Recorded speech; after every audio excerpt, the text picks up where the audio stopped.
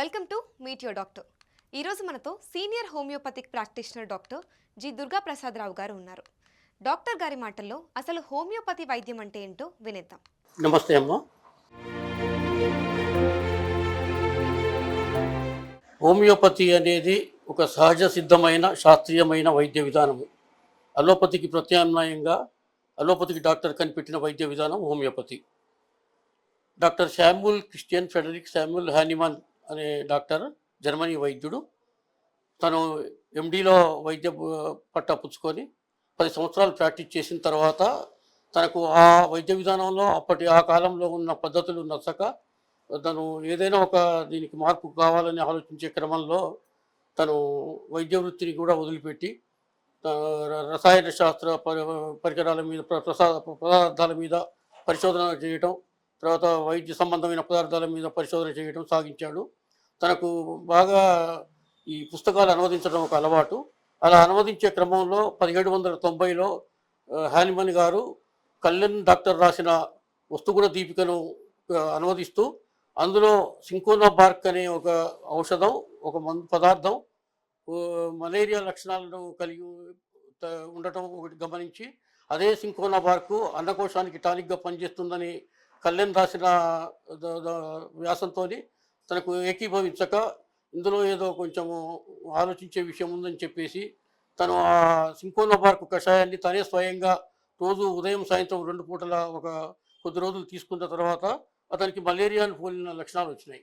ఆ మలేరియా పోలిన లక్షణాలు వచ్చి జ్వరం వచ్చిన తర్వాత తను మళ్ళీ మందు మానేయటం జరిగింది. అది తీసుకోవడం మానేసిన తర్వాత జ్వరం దానంతటదే తగ్గిపోయింది.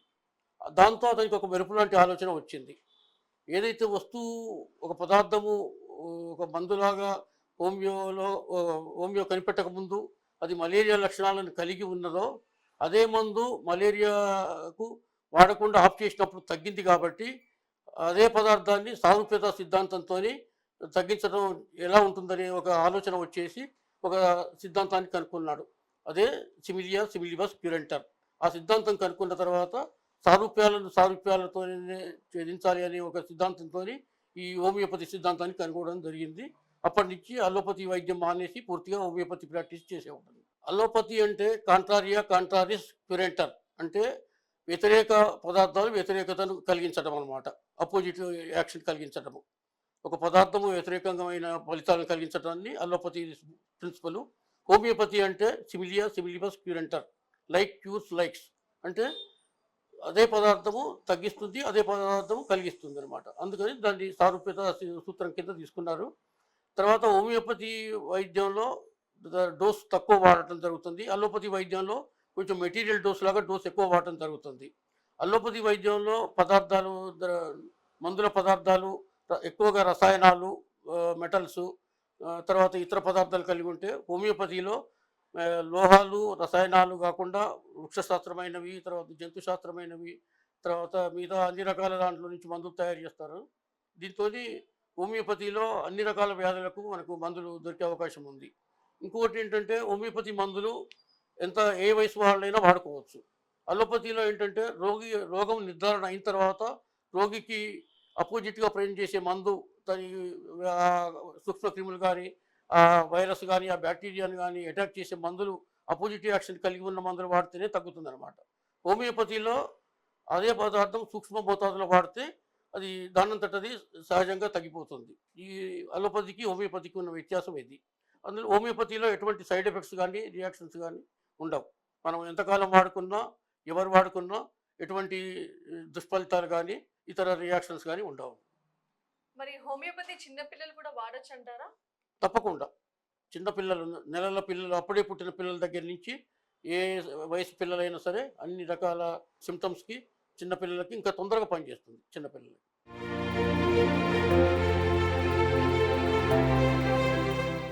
హోమియోపతి అన్ని సోర్సెస్ నుంచి ఉంటాయమ్మా. చెట్ల నుంచి కాకుండా జంతువుల నుంచి, వేరే రసాయన ముడి పదార్థాల నుంచి, లోహాల నుంచి, చాలా పదార్థాల నుంచి, అన్నిటి నుంచి ఉంటాయి. కాకపోతే మొదటగా దాన్ని హోమియోపతిని పిల్స్ లాగా తయారు చేసి పొటెంటైజ్ చేసిన తర్వాత పిల్స్ లాగా మెడికేట్ చేసి ఇచ్చేవాళ్ళు. ఇప్పుడు అదే మందు కాస్త కొంచెం వెరైటీ కోసము ట్యాబ్లెట్స్ రూపంలో, కాంబినేషన్స్ రూపంలో, సిరప్స్ రూపంలో, తర్వాత క్రీమ్స్ రూపంలో వివిధ రకాలుగా తయారు చేస్తున్నారు. అందుకని మందు ఎప్పుడైనా ఒకటే, మందు గుణము ఒకటే, మందు ఒకటే. కాకపోతే దాని అవసరాన్ని బట్టి దాన్ని tablet form, syrup form, cream form, powder form, తర్వాత పిల్స్ ఫాము, ఇట్లా 5, 6 రకాలుగా తయారు చేస్తారు.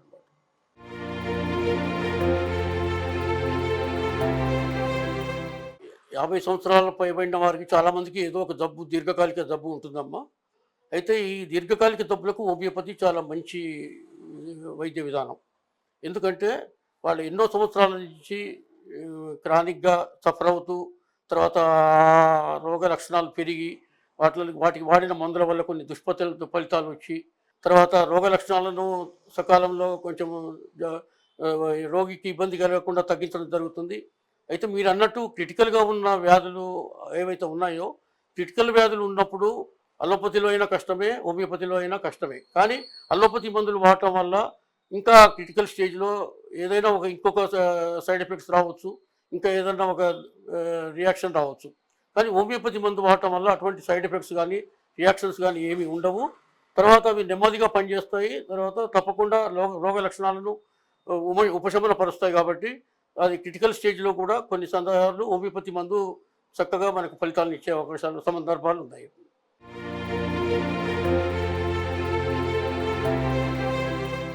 లేదమ్మా, హోమియోపతి నయం కావటం ఆలస్యం అవుతుంది అనేది అది ఒక ఊరికే అపోహ మాత్రమే.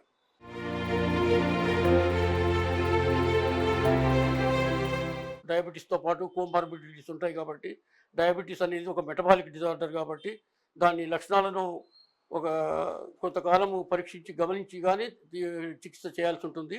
అది అందరికీ అలా ఉండదు. వాళ్ళు ఏం చేస్తారంటే హోమియో మందులు వాడగానే డయాబెటీస్ మందులు అవసరం లేదని చెప్పి ఆ అలోపతి మందులని మానేయడం జరుగుతుంది.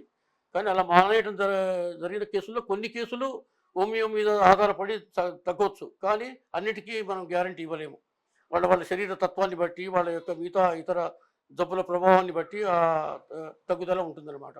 అందుకని ఎప్పుడైనా సరే అలోపతి మందులు మానేయకుండా హోమియోపతి మందులు వాడినా సరే కొంచెం నిదానంగా గమనిస్తూ వాటిని చూసి తగ్గించుకొని డోస్ తగ్గించుకునే అవకాశం అయితే ఉంది. ఆ విధంగా డయాబెటీస్కి వాడుతూ పథ్యం చేస్తే తప్పకుండా హోమియోపతిలో కూడా తగ్గుతుంది.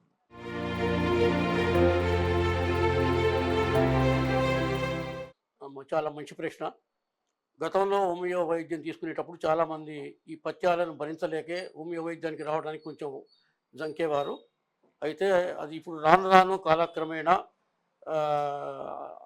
అన్ని పదార్థాలు వాడకుండా ఉండటం అనేది కుదరట్లేదు. అది వాడుతూ, ఎందుకంటే కాలక్రమేణా వాతావరణంలో మార్పులు, ఆహార పదార్థాల్లో మార్పులు, శరీరంలో మార్పులు, ఇదంతా లైఫ్ స్టైల్లో మార్పులు వచ్చిన తర్వాత అన్నిటికీ పథ్యం చెప్పడం లేదు. కేవలం జబ్బుకు సరిపడని పదార్థాలు, వాళ్ళ రోగి ఒంటికి సరిపడని పదార్థాలు. ఇప్పుడు షుగర్ ఉందంటే స్వీట్స్ తినకూడదు, పండ్లు తినకూడదు, తర్వాత హై క్యాలరీస్ ఫుడ్ తినకూడదు, మసాలాలు, వేపుళ్ళు తినకూడదు. అది హోమియోపతిలోనైనా అలోపతిలోనైనా ఏ సిస్టంలోనైనా ఆ పథ్యం తప్పనిసరి వాడాల్సిందే. అయితే హోమియోపతిలో మందు సూక్ష్మ మోతాదులో ఉంటుంది కాబట్టి ఆ మందు యొక్క ఈ ప్రభావాన్ని తక్కువ చేసే గుణం ఉండే మసాలా పదార్థాలు ఎక్కువ వాడొద్దు అనేది మొదటి నుంచి పథ్యంలాగా పెట్టేవాళ్ళము. ఇప్పుడు కూడా ఎంత మసాలా పదార్థాలు, తర్వాత ఘాటు పదార్థాలు, కాఫీలు, టీలు ఎంత తక్కువ వాడితే అంత మంచిది. హోమియోపతి మందు కోసమే కాకుండా శారీరకంగా మనిషికి కూడా రోగాలు, వేరే ఇతర లక్షణాలు కలగకుండా ఉండాలంటే అట్టి పదార్థాలు పథ్యం చేయడం చాలా మంచిది. కాబట్టి ఇప్పుడంత కఠిన పథ్యం లేదు. జబ్బుకు సరిపడిన పథ్యము, వ్యక్తికి సరిపడిన పథ్యం మాత్రం తప్పకుండా పాటించాలి.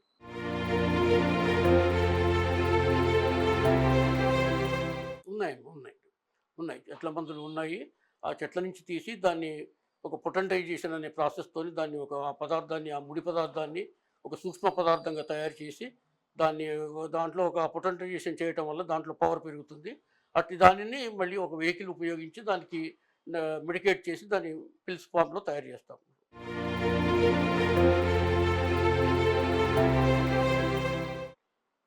ఇది కూడా అంత కరెక్ట్ కాదమ్మా. హోమియోపతి ఇప్పుడు చాలామంది వాడుతున్నారు. ప్రపంచవ్యాప్తంగా 2వ లార్జెస్ట్ సిస్టమ్ హోమియోపతి ఇప్పుడు వైద్య విధానంలో.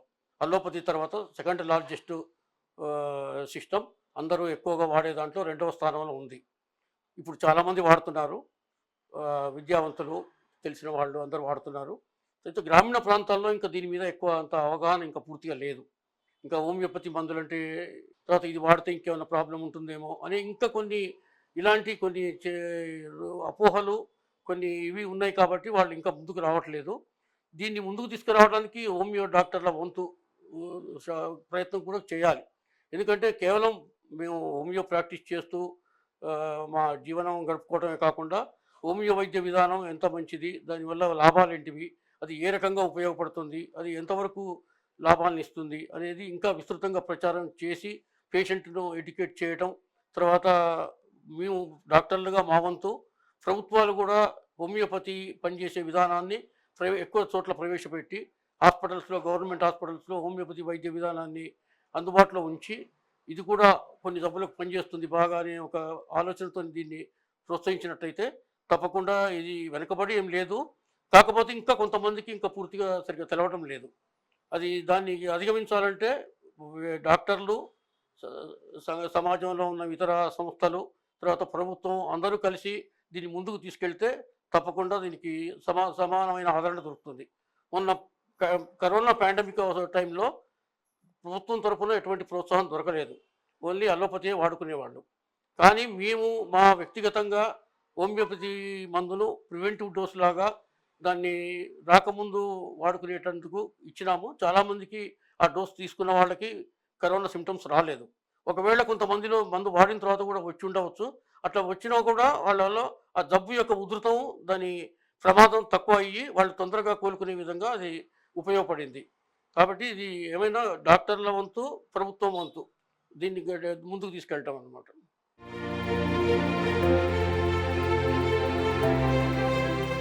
ఇప్పుడు మారిన కాలానికి అనుగుణంగా ప్రతి వ్యక్తి అన్ని రకాల ఆహార అలవాట్లకు అలవాటు పడ్డారు.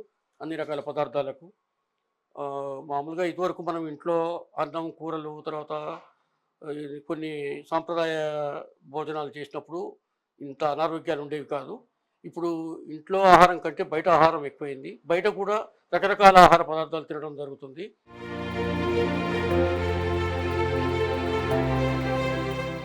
ఏం లేదమ్మా, పిల్స్ అనేది అన్ని పొటెన్సీలలో వాడతాము. తర్వాత ట్యాబ్లెట్స్ అనేది కొన్ని మాము దాంట్లో వందల పొటెన్సీలోనే కొన్ని తేడాలు ఉన్నాయి. వాటి కోసము 3x 6x అనేవి ట్యాబ్లెట్స్ రూపంలో తీసుకుంటాము. తర్వాత కొన్ని పొడి రూపంలో ఉంటాయి.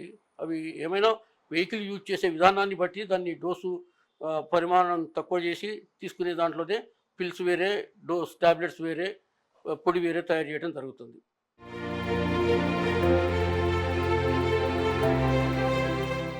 అట్లా చాలా జబ్బులు ఉన్నాయమ్మా. ఇప్పుడు కొన్నిసార్లు క్రానిక్ ఆర్థరైటిస్ ఉంటుంది, రుమటాయిడ్ ఆర్థరైటిస్ అని. ఆ రుమటాయిడ్ ఆర్థరైటిస్లో అలోపతిలో స్టిరాయిడ్స్ వాడటము, తర్వాత పెయిన్ కిల్లర్స్ వాడటం మాత్రమే దాంతోనే తగ్గుతుంది. కానీ రుమటాయిడ్ ఆర్థరైటిస్లో కొంతకాలం ఓపిక బట్టి హోమియో మందులు వాడితే పూర్తిగా నయమైన కేసులు కొన్ని ఉన్నాయి. ఒకవేళ పూర్తిగా నయమయ్యే అవకాశం లేని కేసులలో దాని వ్యాధి ఉధృతం తగ్గి పేషెంట్ తన పని తాను చేసుకునే విధంగా, తనకు నిత్యావసర పనులకు ఇబ్బంది కలగకుండా తనకు ఉపయోగపడే విధంగా తగ్గించే మందులు ఉన్నాయి. అట్లా రుమటాయిడ్ ఆర్థరైటిస్.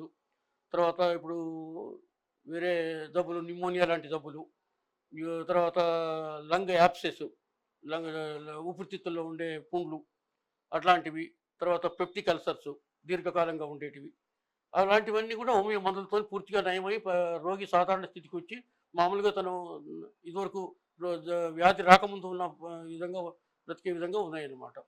అట్లా కాకుండా ఇంకా కొన్ని ఈ కిడ్నీ ఫెయిల్యూరు, రీనల్ ఫెయిల్యూర్ అంటాము.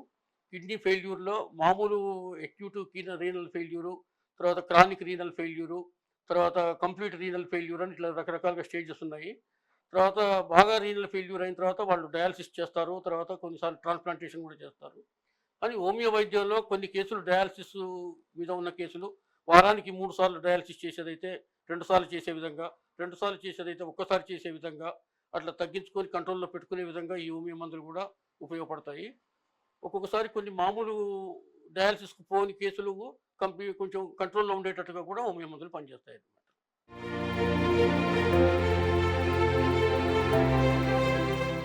ఏదైనా హోమియోపతి సిస్టమ్ అంతా ఒకటే కాబట్టి, ప్రపంచమంతా హోమియోపతి అంటే ఒకటే కాబట్టి ఏ హోమియోపతి వైద్యమైనా ఏ వైద్యుడైనా ఎవరైనా సరే తన దగ్గరికి వచ్చిన కేసును జాగ్రత్తగా క్షుణ్ణంగా పరిశీలించి లక్షణాలను జాగ్రత్తగా రాబట్టి దానికి సక్రమమైన మందు శాస్త్ర ప్రకారం ఇచ్చినట్టయితే తప్పకుండా హోమియోపతి మందులో ఇప్పటికంటే ఇంకా ఎక్కువ ఫలితాలు కూడా ఉంటాయి. ఇప్పటి టైంలో ఏంటంటే పరిగెత్తే కాలంలో డాక్టర్లు కూడా కొంత ఓపిక తగ్గిపోయి టైం కేటాయించలేక అప్పటికప్పుడు కొన్ని మందులు తాత్కాలికంగా ఇస్తున్నారు. సరే, అది కొంతవరకు పనిచేసినప్పటికీ ఉపయోగపడ్డప్పటికీ క్రానిక్ కేసెస్ విషయంలో కొంత టైం తీసుకొని వాటిని నిదానంగా స్టడీ చేసి వాటిని శాస్త్ర ప్రకారము సూత్రాల ప్రకారము సరి అయిన వ్యక్తిగత దీంట్లో ఇండివిజువలైజేషన్ అనే ఒక సిస్టమ్ ఉంది. పేషెంట్ను అన్ని రకాలుగా శారీరకంగా మానసికంగా వాళ్ళని అన్ని స్థాయిలలో పరిశీలించి వ్యక్తిగా ఇండివిజువలైజేషన్ చేసిన తర్వాత మందు దానికి సరిపడే మందు ఇవ్వడం జరుగుతుంది. అలాంటి మందు ఇవ్వడం వల్ల రోగి ఎక్కువ కాలం ఆరోగ్యంగా ఉండటానికి, తర్వాత రోగికి జబ్బు పూర్తిగా తగ్గడానికి, తర్వాత వేరే వ్యాధులు రాకుండా ఉండటానికి ఇన్ని విధాలుగా ఉపయోగపడుతుంది అనమాట. నిత్య హోమియోపతి నుంచి నేను ఇచ్చే సలహా ఒకటే. అయితే ప్రజలు అపోహలకు పడక్కర్లేదు. మీకు ఏమైనా సందేహాలు ఉంటే మా లాంటి డాక్టర్ల దగ్గరికి వచ్చి మీకు వచ్చిన సందేహం, మీ దృష్టికి వచ్చిన సందేహం ఎలాంటిది, అది ఎందుకు వచ్చింది, మీకు అనుమానం వచ్చిందా, లేక మీకు ఎవరైనా మీరు ఎక్కడైనా చదవటం కానీ చూడటం కానీ ఇతరులను చెప్తే వినడం కానీ జరిగితే అలాంటివి అన్నీ నమ్మకుండా మీరు సరైన డాక్టర్ ద్వారా దాన్ని సరిగ్గా తెలుసుకొని అప్పుడు మాత్రమే నేను ముందుకు వెళ్తే మంచిది. థ్యాంక్ యూ డాక్టర్ గారు, మీ విలువైన అభిప్రాయాల్ని మాతో పంచుకున్నందుకు.